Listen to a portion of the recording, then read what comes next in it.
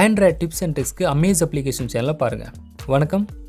இந்த வீடியோவில் நம்ம வாட்ஸ்அப்பில் இருக்க ப்ராட்காஸ்ட் அப்படிங்கிற ஆப்ஷனை பற்றி பார்க்க போகிறோம்.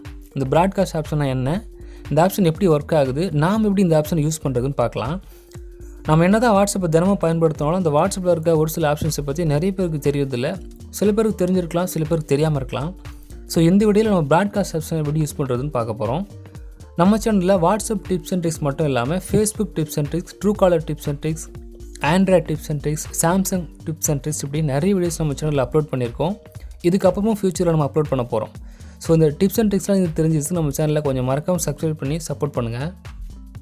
ஸோ ஃபர்ஸ்ட் ப்ராட்காஸ்ட் அப்படின்னா ஒளிபரப்புதல் அப்படின்னு சொல்லுவாங்க. ஒரு இன்ஃபர்மேஷனை மற்றவங்களுக்கு தெரியப்படுத்துறது, இதுதான் ப்ராட்காஸ்ட். இப்போ இதுவே நீங்கள் வாட்ஸ்அப்பில் ஒரு குரூப் க்ரியேட் பண்ணுறீங்க அப்படின்னா அந்த குரூப்புக்கு ஒரு நேம் கொடுப்பீங்க. நேம் கொடுத்ததுக்கப்புறம் அந்த குரூப்பில் உங்களுக்கு யார் யாரெல்லாம் தேவையோ அவங்கள நீங்கள் அந்த பார்ட்டிசிபெண்ட்டை ஆட் பண்ணுவீங்க. ஸோ இப்போ நீங்கள் அந்த குரூப்பில் யார் யாரெல்லாம் ஆட் பண்ணிங்களோ அவங்க எல்லாருக்குமே அவங்களோட சேட் லிஸ்ட்டில் இப்போ ஒரு குரூப் க்ரியேட் பண்ணியிருக்காங்க, அந்த குரூப்பில் உங்களை மெம்பர் ஆட் பண்ணியிருக்காங்க அப்படின்னு ஷோ பண்ணும். இது வந்து ஒரு குரூப் க்ரியேட் பண்ணால் வாட்ஸ்அப் ஷோ பண்ணும். பட் இதுவே நீங்கள் ஒரு நியூ ப்ராட்காஸ்ட் க்ரியேட் பண்ணுறீங்க அப்படின்னா அந்த ப்ராட்காஸ்ட்டுக்கு என்ன நேம் கொடுத்துருக்கீங்க, அந்த ப்ராட்காஸ்ட்டில் யாரெல்லாம் நீங்கள் மெம்பர் ஆட் பண்ணியிருக்கீங்கன்னு எந்த இன்ஃபர்மேஷனுமே அவங்களுக்கு ஷோ பண்ணாது. இதுதான் ப்ராட்காஸ்ட். சிம்பிளாக சொல்லணும் அப்படின்னா அந்த ப்ராட்காஸ்ட் ஆப்ஷன் எதுக்காக யூஸ் ஆகுது அப்படின்னா, இப்போ ஒரு மெசேஜோ ஃபோட்டோ இருக்குது, அந்த ஃபோட்டோ நம்ம ஒன்றுக்கும் மேற்பட்ட நபர்களுக்கு அனுப்ப போகிறோம்னு வச்சுக்கோங்க. நீங்கள் யாரெல்லாம் அனுப்ப போகிறீங்களோ அந்த ஒவ்வொரு பர்சனையும் ஒவ்வொரு தடவை நீங்கள் செலக்ட் பண்ணி அந்த மெசேஜ் அனுப்பணும் அவசியம் இல்லை.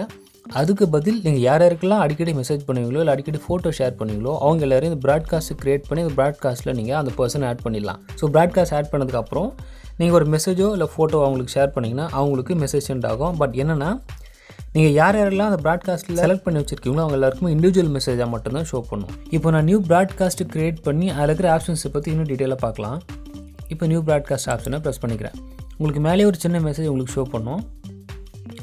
ஒன்லி கான்டாக்ட்ஸ் வித் இந்த நம்பர், இது வந்து என்னோடய phone number, in their address book will receive your broadcast message அப்படின்னு கொடுத்துருப்பாங்க.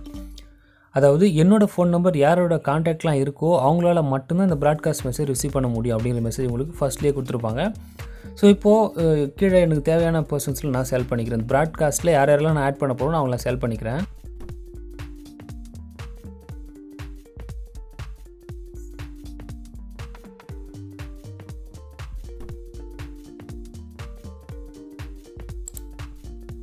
இப்போ இந்த ப்ராட்காஸ்ட்டில் நான் சாம்பிளுக்காக 2 பேரை மட்டும் செல் பண்ணியிருக்கேன்.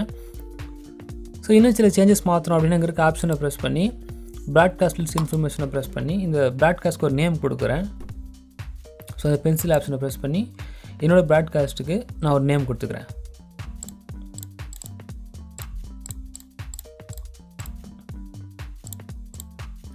ஸோ இப்போ அந்த ப்ராட்காஸ்ட்டுக்கு நான் நேம் சேஞ்ச் பண்ணிட்டேன். இப்போ நம்ம மெசேஜ் அனுப்பிச்சு செக் பண்ணலாம்.